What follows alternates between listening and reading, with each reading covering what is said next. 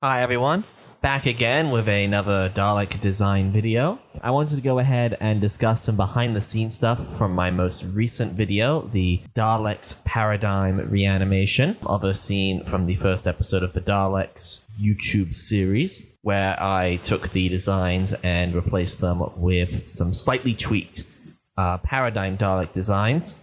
First of all, it was entirely modeled within Blender.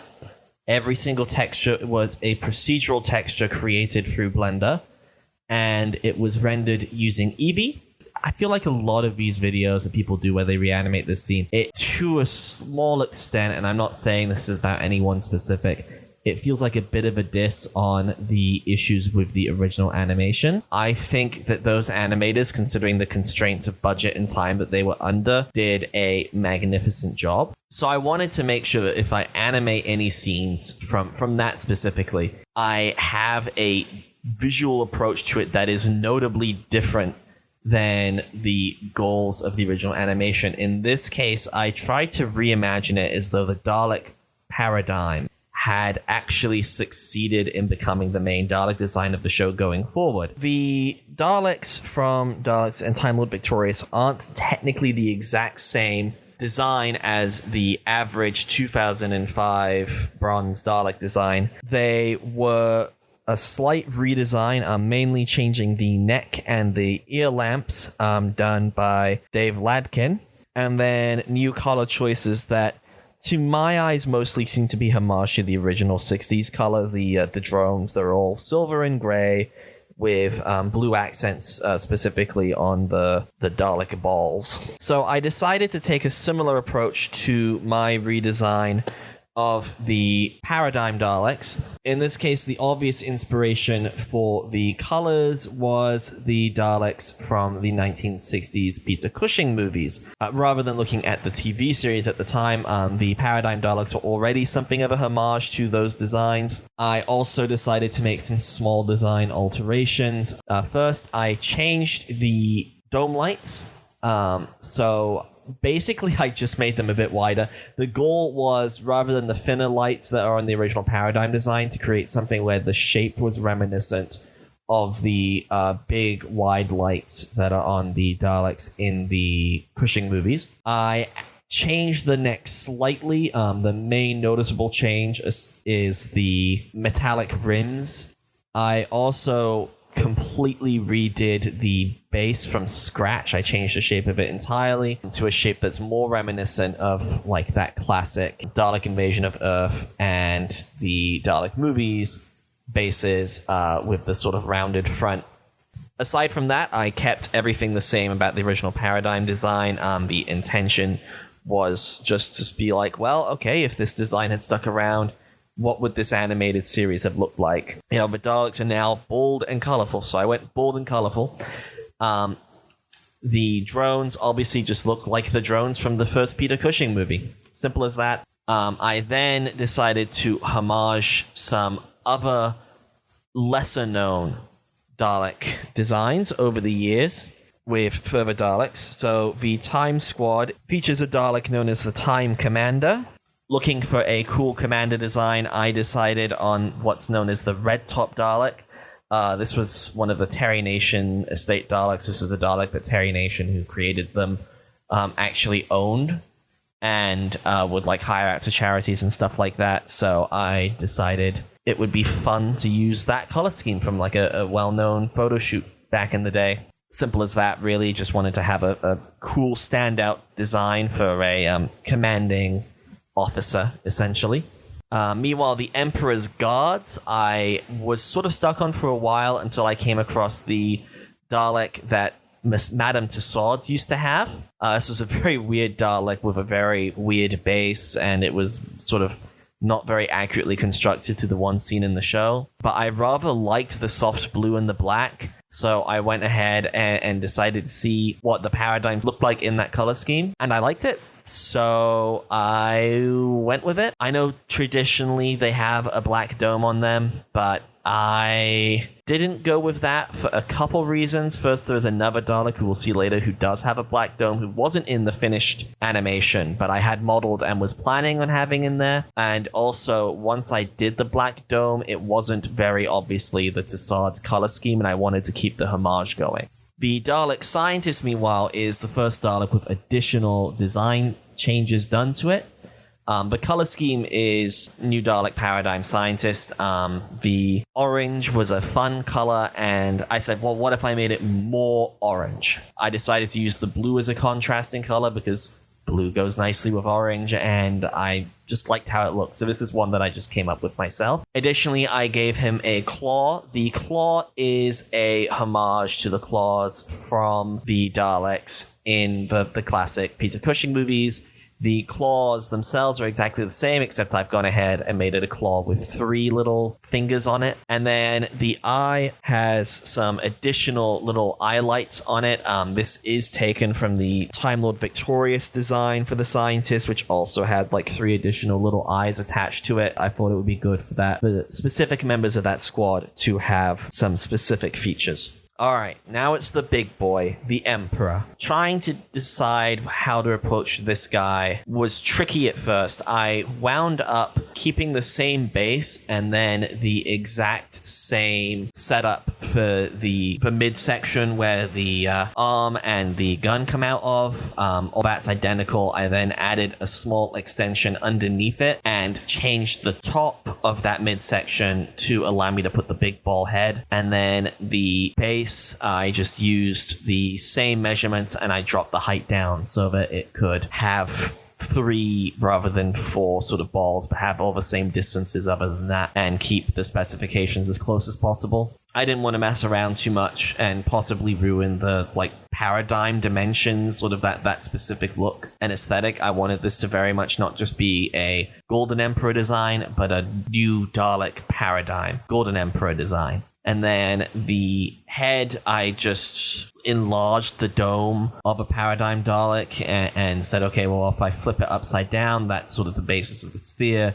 And then the additional details in the middle are just a homage to some of the shapes seen on it in the Daleks show. I thought it would be fun to have that little hatch in the back of the head rather than the back of the Dalek, and so to keep that sort of hump shape, the bands just sort of extend down to the base on the back of this guy. The dome lights are the exact same as the ones used on the other Daleks in this, but then I extended the base of them outwards to create something a little wider and give them a bit more presence on such a larger sort of head. And then the eye stalk was made larger as well, and I removed the little flare details on it to create a look that was a little simpler, something of a homage to the comics where this design originally comes from. And then I used red as a contrast color to the gold based on some versions of the comics, the TB21 Golden Emperor. Next, we have a Dalek that actually didn't make it into my finished video, but I was really proud of the design I'd done. The sequence with it was just proving to be a bit of a pain to animate, and I decided that I didn't want to deal with it any longer, so here you go. Maybe I'll get back and do something with this guy later in an animation, but at the very least, I wanted people to be able to take a look at this. This is the Executioner Dalek. I wanted to make it physically very different. I thought that it would be cool if it was a form of Paradigm Special Weapons Dalek. So I changed the arm box, shortening it, and then removing the hole for the manipulator arm, putting the gun in the center, and being able to therefore have a much larger space for it using some of the existing flat surfaces, which let me put in this massive gun here. The guns at the Paradigm Daleks are already quite big, and then this one is just much bigger. And the Executioner from the original Time Lord Victorious has, rather than a manipulator arm, it's got just 3 blades on it. So I went ahead and put those on the gun. So if you did get into a fight with this Dalek and for some reason it didn't decide to shoot you from a distance, it could spear you with those. They'll pop forward or something. I didn't mechanize it because it wasn't going to be used, but that's sort of the idea. It's just giving you the impression that this thing is incredibly dangerous and difficult to come close to. Now, the color scheme is a homage to the other Terry Nation's Estate Dalek, the red and black one. The Executioner in Time Lord Victorious was the same silver as the others, but then with a lot of black accents and then a small amount of red accents. In this, I decided to go out with the red and black and sort of decided how I was going to arrange that based on the other Terry Nation Estate Dalek from that photo shoot. Yeah, I was really proud of this design and didn't wind up using it, so I wanted to show it off here at the very least. Now we have my favorite character from the series, and I think one of the best sort of Dalek concepts that we've had in a while, the Strategist Dalek. So this guy is supposed to be a Dalek who is extremely old and rusty. Supposed to be the original design from 1963, as though it's just never moved into an upgraded casing, has been hanging around for, I guess, centuries of Dalek history. This is the design that obviously changed the least from the original Time Lord Victorious, because, well, it's still the same thing. It's just an old, rusty, wrecked version of the original 1963 Dalek design, the City Daleks. I made a few changes in some of the specifics. I added more rust to the dome, because I just felt like I wanted to make this Dalek look more and more wrecked than even the original design did. And then it's mostly just my own approach to it. One other major change is in the series, this Dalek is seen in places that aren't buildings built by Daleks that could have like the static electricity floors that this design was supposed to run on. And so, being a pedantic nerd, I decided to give it the little dish from the Dalek invasion of Earth. That's sort of that story's explanation for how Daleks are running around outside of their city. I was like, well, okay, let's go ahead and give this guy one, and then I added some wear and tear to that as well. So this guy's last upgrade was 1964, and it's already in really bad shape. I really liked this character and just wanted to make sure that its story was sort of visually seen in the design. I don't think in the final video you can actually see the dish at all. It's just a pointless little detail that I added for myself, but I wanted to have that in there and sort of add that little additional bit of storytelling and also explain a pedantic nerd thing that only someone like me would ever think about or be concerned with.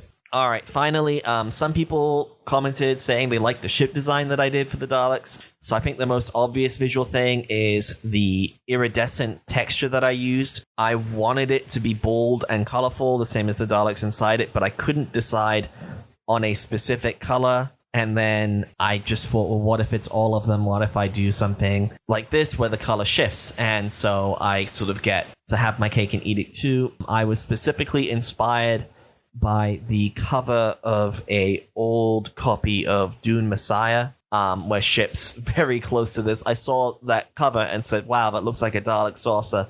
And then I made a Dalek saucer that looks even more like that. That's where the shape with the three sort of arches going over the copper interior came from, and then the interior spinning was just something I came up with to sort of show that there's just something going on, that the ship's engines are running or something like that. That was kind of inspired by the silly spinny ship stuff in Star Trek Discovery. It's complete nonsense, and I think it suits something like Doctor Who a bit more than it does Star Trek, to just have some complete nonsense going on with a spaceship that doesn't really make any sense. Underneath, I knew I had a scene where I wanted the ships to be firing. I think in the original version of that audio it was the Daleks, but I said, okay, well, what if it's the ships? Because, I mean, those guns are huge, because if you look at the size of the windows on this thing, those are just some massive weapons that are being fired off, and I thought it would be cool to sort of have these enlarged Dalek guns on there, and then I went ahead and set them up to be able to fire off. And all of that, including the laser bolts, was done inside Blender. The laser bolts were just some cylinders that I would extend out and just increase the scale on the length of them. Pretty easy to animate, and I think looked pretty good in the final product and fit the sound, which surprised me. I was a little worried about it, but it seemed to work out. Anyway, that's just about everything. Just wanted to go ahead and talk about the video and sort of give you guys some behind the scenes stuff. What I did to create a video that I'm pretty proud of, and I hope you all liked it. I hope this was interesting enough, and thanks for watching. Be sure to like, subscribe, and do the other YouTube things. See you next time.